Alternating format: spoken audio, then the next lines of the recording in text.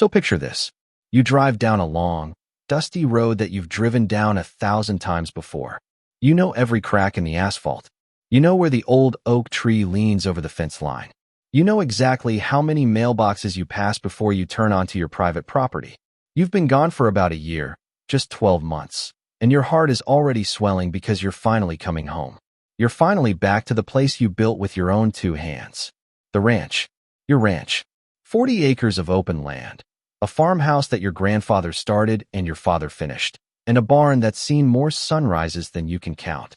But as you get closer, something feels off. You slow down. You squint. Because the road looks different. There's pavement where there wasn't pavement before. There are streetlights. Actual, functioning streetlights along the edge of your property. And then, as you round that final bend, your jaw hits the floor of your truck cab, because where your north pasture used to be, where your cattle used to graze, where your grandfather's old fence posts still stood, there is now a neighborhood. Actual houses. Manicured lawns. A little clubhouse with a sign out front that says Maplewood Ridge Community Association. And all you can think is, wait, what in the world happened to my ranch? Welcome back, everyone. If you're new here, buckle up, because today's story is one of the most jaw-dropping, legally satisfying, almost unbelievable true accounts that has ever landed in my inbox. This is the story of Marcus Tillman, rancher, landowner, and the man who accidentally became a landlord to an entire HOA. This is the story of how one man came back to his property after a year away, found out an entire neighborhood had been built on land that touched his, how the HOA tried to bully him, push him around, and erase his existence, and how, in the end, it was Marcus Tillman who had the last laugh. A very expensive, very legally binding, very satisfying last laugh. Stay with me. This one is long. This one is detailed. And I promise you, every single twist is worth it. Let's go all the way back to the beginning, because this story doesn't start with Marcus coming home. It starts long before that. It starts with a family, a piece of land, and a legacy that was never supposed to be complicated. Marcus Tillman grew up on a ranch in a semi-rural county in the American Southeast. We're not going to name the exact county, because Marcus asked us to keep certain identifying details vague for legal reasons that'll become very obvious as we go on. But just picture classic southern countryside. Rolling hills, red clay soil, pine trees at the back of the property, a creek that runs through the lower 40. The kind of place where the nearest grocery store is 20 minutes away and you know your neighbors by the sound of their trucks. His grandfather, Earl Tillman, bought the land in the 1950s, paid cash for it, 47 acres, at a time when that kind of thing was still possible for a working man. Earl built the first structure on the property himself, a 2-room farmhouse that would later be expanded by Marcus's father, Raymond, into a proper 6-room home with a wraparound porch and a storm cellar that doubled as a root cellar in the summer. Raymond added the big barn in the late 1970s, the equipment shed in the 1980s, and by the time Marcus inherited the property in his mid-30s, it was a fully functioning cattle ranch with approximately 40 acres of usable land, a small herd, a farmhand named Deke who had worked there for 15 years, and a mortgage that was nearly paid off.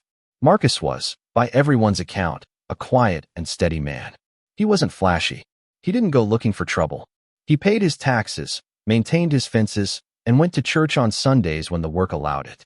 He had a daughter named Lily, who was grown and living in another state, in a sort of quiet life that suited him perfectly. He wasn't rich, but he was comfortable, and more importantly, he was rooted. That land was his identity. He once told a neighbor, and this is a direct quote that she remembered when all of this unfolded, "I don't own that land. That land owns me." Now, the county surrounding Marcus's ranch had been slowly changing over the years. You've seen this happen all over America. Rural land getting gobbled up by development. Subdivisions creeping outward from distant cities.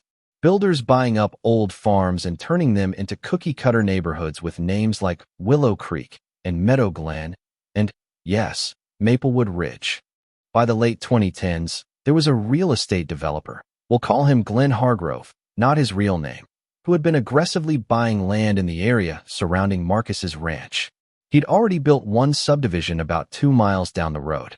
Now he had his eyes on a bigger project. Here's where it gets important. Marcus's property was not for sale. He had made that clear to every realtor, developer, and random stranger who ever knocked on his door with a business card and a too-wide smile. Not for sale. End of conversation. What Marcus didn't fully account for, though, was that his property was surrounded on 3 sides by land that was for sale. And slowly, quietly, over the course of about 2 years, Hargrove's development company bought up all of it. That meant Marcus found himself, without quite realizing the full implications, in the middle of what would become the Maplewood Ridge development. His 47 acres were like an island in the center of a sea that was about to be paved over and planted with sod. Now, for a while, this was just mildly annoying.